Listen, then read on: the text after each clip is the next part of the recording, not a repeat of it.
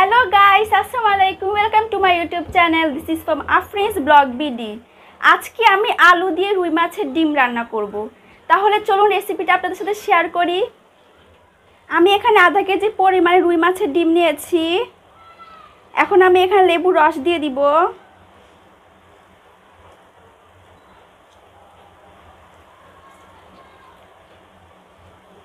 পরিমাণ মতো লবণ দিয়ে দিব। আর আধা টেবিল চামচ পরিমাণে হলুদ দিয়ে দিব। এখন এগুলোকে ভালোভাবে মাখিয়ে নিব।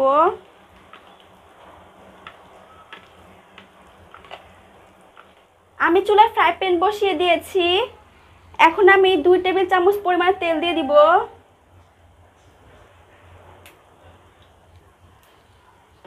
তেল গরম হওয়ার জন্য অপেক্ষা করব। তেল গরম হয়ে আসছে। এখন আমি রুই মাছের ডিম দিয়ে দিব।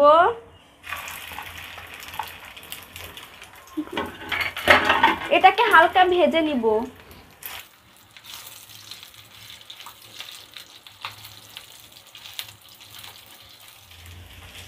আমি ডিমটাকে হালকা ভেঙে ঝুরো ঝুরো করে নিব।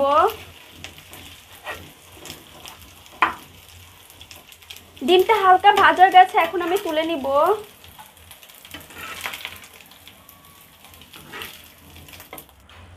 আমি এখন আধা কাপ পরিমাণে তেল দিয়ে দিব।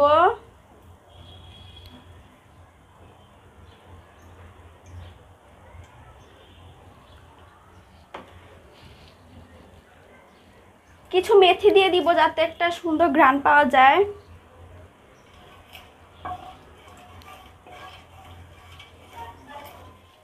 তেলটা গরম হয়ে এসেছে।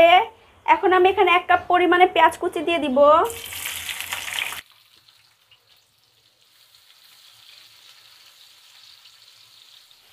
পেঁয়াজটা হালকা বাদামি হওয়া পর্যন্ত ভেজে নিব। 4-5টা কাঁচামরিচ ফালি করে দিয়ে দিব।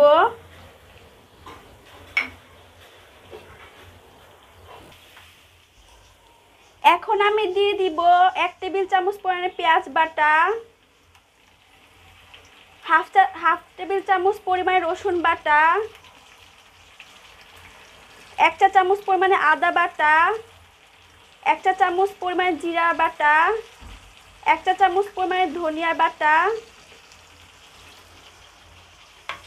এখন এটাকে নাড়িয়ে মিক্স করে নিব।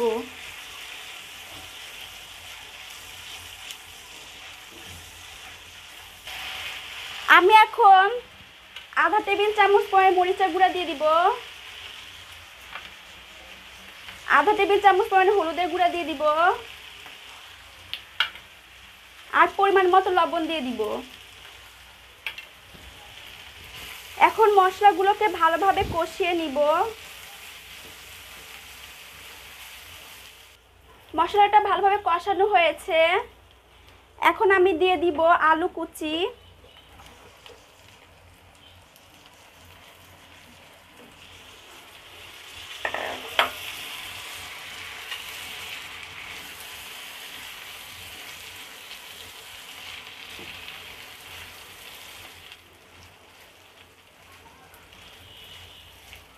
ভালোভাবে কষিয়ে নিব। আমি এখন দিয়ে দিব টমেটো কুচি।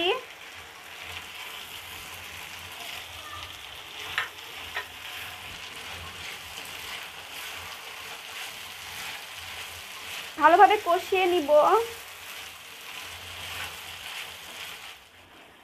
আলুটা ভালোভাবে কষানো হয়েছে। এখন আমি মাছের ডিম দিয়ে দিব।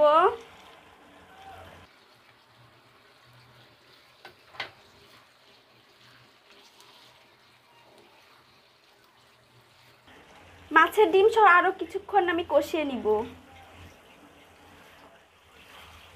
মাছের ডিম কষানো হয়ে গেছে। এখন আমি এখানে 2 কাপ পরিমাণে পানি দিয়ে দিব।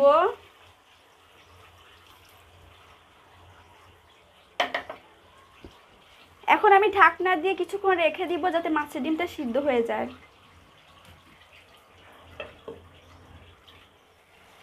মাছের ডিমটা প্রায় সিদ্ধ হয়ে আসছে।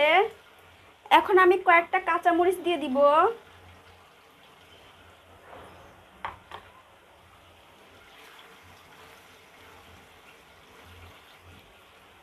আর কয়েকটা ধনিয়া পাতা কুচি করে কেটেছি, এগুলো দিয়ে দিব।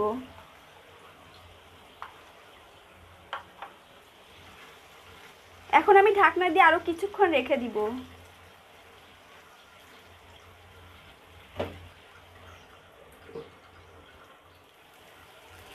হয়ে গেছে আলু দিয়ে রুই মাছের ডিম রান্না।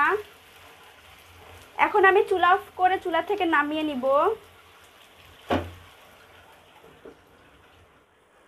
সো গাইস, দেখেন তৈরি হয়ে গেছে আলু দিয়ে রুই মাছের ডিম রান্না।